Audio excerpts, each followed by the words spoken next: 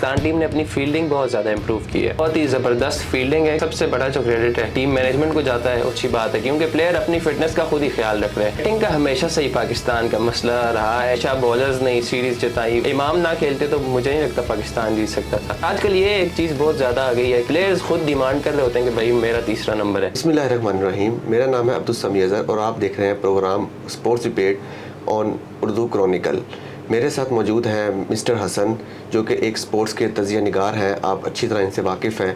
तो जी हसन साहब, कैसे हैं आप? खैरियत से हैं? जी मैं ठीक, आप कैसे हैं? अल्लाह का शुक्र। आपने पिछला मैच देखा होगा पाकिस्तान अफगानिस्तान जी बिल्कुल, सब ने देखा है। तारीखी मैच था, पाकिस्तान ने ऑल आउट कर दिया हर तीनों फॉर्मेट में अफगानिस्तान को।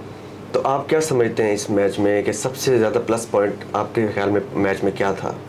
मैच में बहुत सारे प्लस पॉइंट थे अगर हम बात करें, लेकिन जो मुझे नज़र आया सबसे ज़्यादा जो सबसे बड़ा इफ़ेक्ट था पाकिस्तान के मैच में वो ये भी है कि पाकिस्तान टीम की बॉलिंग के अलावा अगर हम देखें तो पाकिस्तान टीम ने अपनी फील्डिंग बहुत ज़्यादा इम्प्रूव की है। क्योंकि पहले अगर आज हम 4-5 साल पहले देखते हैं तो पाकिस्तान टीम की फील्डिंग इतनी अच्छी नहीं होती थी, लेकिन अब चूँकि टीम में यंगस्टर्स हैं तो बहुत ही ज़बरदस्त फील्डिंग है। क्योंकि फील्डिंग जो है आपको बहुत सारे मैचेस जिता सकती है। ये क्योंकि क्रिकेट अब देखें अब बहुत चेंज हो चुकी है। जब से वो बेसबॉल आया है तो टेस्ट क्रिकेट इतनी चेंज हो चुकी है, लेकिन अब तो वनडे की हम बात करें, वनडे क्रिकेट भी बहुत ज़्यादा चेंज हो गई है। पहले इस तरह होता था कि आपने 200-250 रन किए और टीम को आपने ऑल आउट कर दिया, लेकिन अब इस तरह है कि 300-350 रन भी टीमें आराम से चेज कर लेती हैं। तो प्लस पॉइंट ये था कल के जो मैच में सबसे बड़ा प्लस पॉइंट यही था कि पाकिस्तान टीम ने बॉलिंग की है कमाल की, और उसके साथ साथ पाकिस्तान टीम ने बिल्कुल ही आउटस्टैंडिंग फील्डिंग की है। और कोई भी ऐसा एक चांस नहीं था, रन आउट, कोई भी कैच ड्रॉप, कोई भी ऐसा हमें देखने को नहीं मिला, जो बहुत अच्छी बात है।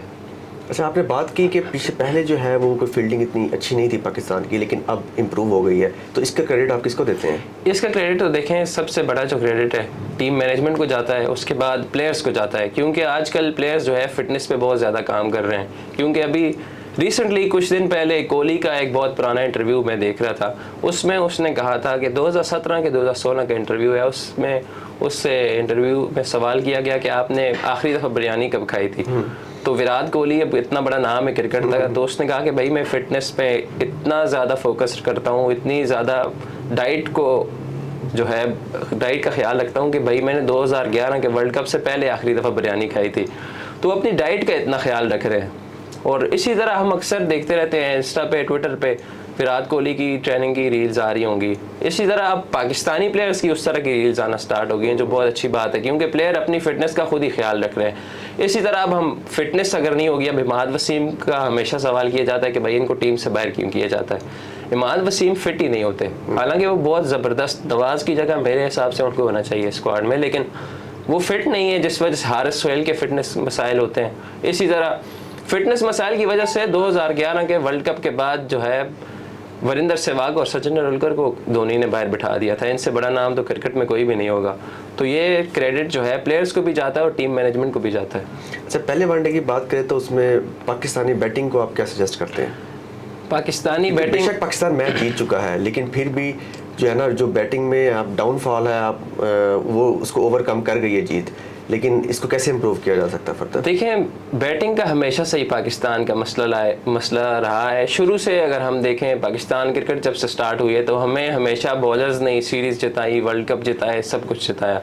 2009 का वर्ल्ड कप आप देख लें, हम शाहिद अफरीदी की तो बात करते हैं, लेकिन वहीं पर हम उमर गुल की बात नहीं करते।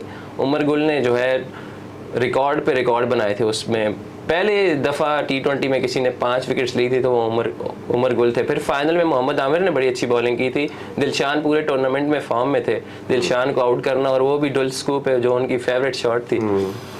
तो पाकिस्तान टीम की बैटिंग जो है बहुत बुरी तरह एक्सपोज हुई है। क्योंकि देखें ऊपर से आपके रैंकिंग में भी 3 प्लेयर जो है टॉप पे हैं, बिल्कुल टॉप 5 रैंकिंग्स में से 3 रैंकिंग्स हमारे पास हैं। तो जब हमारा टॉप ऑर्डर परफॉर्म नहीं करता या एक प्लेयर इमाम ना खेलते तो मुझे नहीं लगता पाकिस्तान जीत सकता था। तो थोड़ा सा अब शफल भी नहीं कर सकते। रिजवान को हमने चौथे नंबर पे लाया है क्योंकि वो कह रहे थे कि भाई मुझे चौथे नंबर पे खेलना है, लेकिन अगर चौथे नंबर पे वो परफॉर्म नहीं करेंगे तो फिर उनका वही छठा 7वां नंबर आ जाएगा, लेकिन उसमें रिजवान कंफर्टेबल नहीं है। और आजकल ये एक चीज़ बहुत ज़्यादा आ गई है कि प्लेयर्स खुद डिमांड कर रहे होते हैं कि भाई मेरा तीसरा नंबर है, मुझे तीसरे नंबर पे भेजो, या मुझे अब बाबर आजम का क्या इशू हुआ कराची किंग्स के साथ, इसी वजह से उसको टीम से भी बाहर निकाला गया कि भाई मैंने T20 में जो है ओपनिंग करनी है। हालांकि बहुत सारे अच्छे ऑप्शंस हैं, फ़खर जमान है, मोहम्मद हारिस है, तेज़ खेलते हैं। बाबर आजम पे ये भी तनकीद की जाती है कि वो तेज़ उस तरह से नहीं खेलते, हालांकि मुझे ऐसा नहीं लगता, वो कंडीशंस के मुताबिक खेलते हैं, मैच के मुताबिक खेलते हैं। लेकिन स्ट्राइक रेट के उनकी बात होती है, क्योंकि T20 में स्ट्राइक रेट आपको 150-180 तक का चाहिए होता है, लेकिन बाबर आजम का उस तरह का स्ट्राइक रेट नहीं होता, बाद में वो जाके बराबर कर लेते हैं। तो यही इसी तरह की बात है। वनडे की अब पहले मैच की हम बात करें, बाबर आजम फिर से स्पिनर ने आउट किया उनको, रिजवान नहीं कुछ कर पाए, फ़खर जमान भी आउट हो गए। तो ये चीज़ है कि भाई जब अफ़गानिस्तान के पास तो प्लस पॉइंट ये भी था कि उनके पास स्पिनर्स हैं, ऑफ स्पिनर्स को वैसे भी लेफ़्ट हैंडर जो है वो ट्रबल करता है, उनको मुश्किल होता है खेलना ऑफ स्पिनर्स को लेफ़्ट हैंडर के लिए।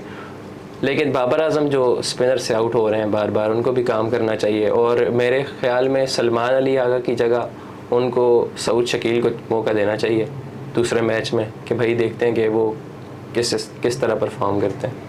चलें, अब हमने पहले मैच की तो बात कर ली, अब आज है दूसरा इम्तिहान जो श्रीलंका के शहर हम्बनटोटा में खेला जाएगा। उसके बारे में आप क्या सजेस्ट करते हैं पाकिस्तानी टीम को? दूसरे मैच में यही है कि मेरे ख्याल से इस दफ़ा ना टॉस जीत के पाकिस्तान टीम को बॉलिंग करनी चाहिए, क्योंकि चेजिंग हमेशा से पाकिस्तान टीम का मसला रहा है। चेज़ 250 रन भी हो तो हमारे लिए जो है पहाड़ बन जाता था पहले। खैर अभी तो बाबर आजम जब से आए हैं उन्होंने टीम की कमान संभाली, हमने 300-350 रन तक भी चेज़ किए हैं।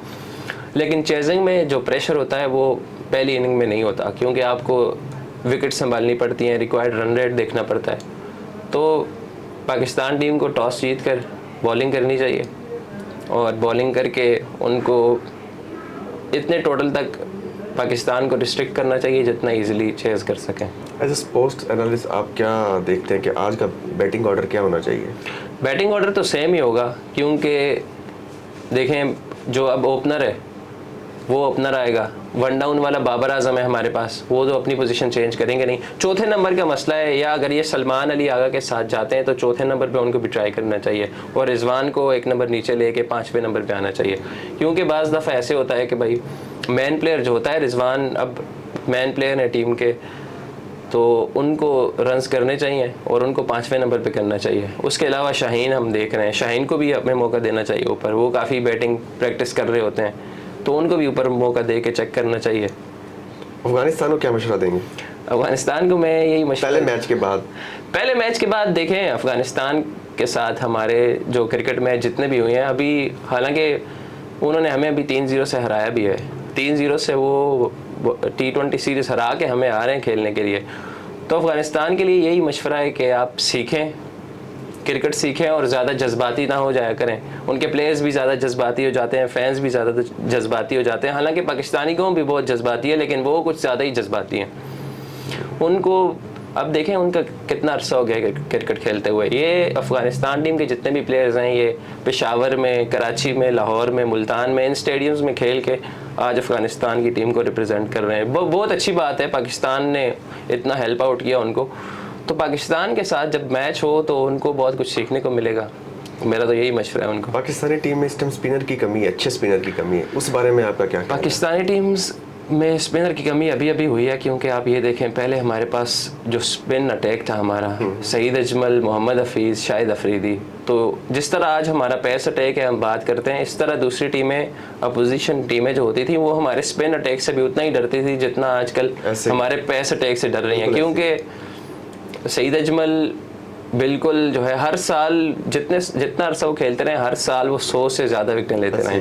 फिर मोहम्मद हफीज़ को प्रोफेसर ही इस वजह से कहा जाता था कि भाई उनको पता होता था कि भाई बैट्समैन किधर से गलती करेगा, specially left hand batsman, specially left hander. हालांकि बड़े बड़े नाम उन्होंने आराम से बिल्कुल ऐसे आउट करते रहे मोहम्मद हफीज़, लेकिन फिर वही बात आ जाती है कि भाई एक्शन।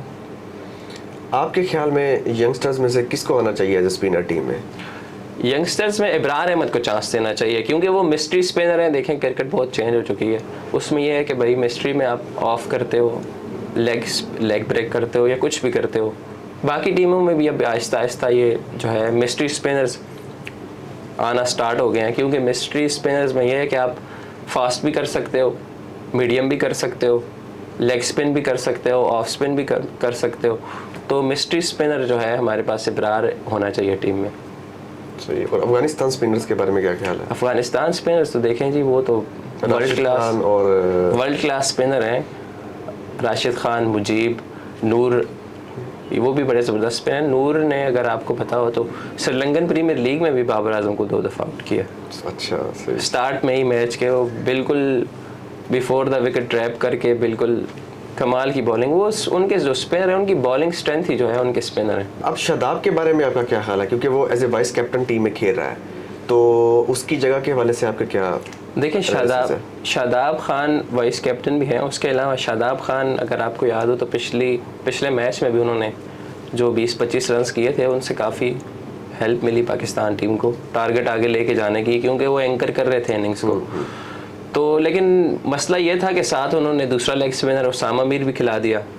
तो उसामा मीर की जगह मेरे ख्याल से चांस देना चाहिए उनको सऊद शकील को, या कोई नया लड़का आना चाहिए उसामा मीर की जगह, क्योंकि दोनों लेग स्पिनर्स के साथ जाना मेरे हिसाब से तो शायद वो उन्होंने इस वजह से किया हो कि स्लो पिच की वजह से। शादाब को अगर बिठा दें तो इसके बारे में क्या ख्याल है आपका? शादाब को बिठाने में कोई हर्ज है नहीं है, क्योंकि मेरे हिसाब से तो शादाब को बिठाने की कोई तुक नहीं बनती। मेन बॉलर है हमारे, वर्ल्ड कप में बहुत ज़्यादा एक्सपेक्टेशंस है उनकी। सही। अगर वाइस कैप्टन आप कह रहे हैं कि वो वाइस कैप्टन है तो उनको बिठा दें। इस हिसाब से मेरा आपको ये जवाब है कि Shan Masood vice captain select हुए हैं, लेकिन उनको एक मैच में भी नहीं खिलाया गया पाकिस्तान और वेस्ट इंडीज़ के खिलाफ। वैसे तो शादाब की फील्डिंग भी अच्छी है, उसकी बैटिंग भी बेहतर है, और बॉलिंग तो है तो फिर बॉलर ही। बिल्कुल यही बात है। देखें, वो कंप्लीट प्लेयर है।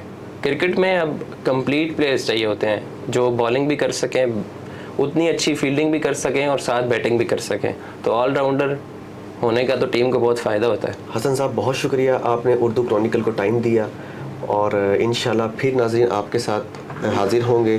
तब तक के लिए अल्लाह हाफ़िज़।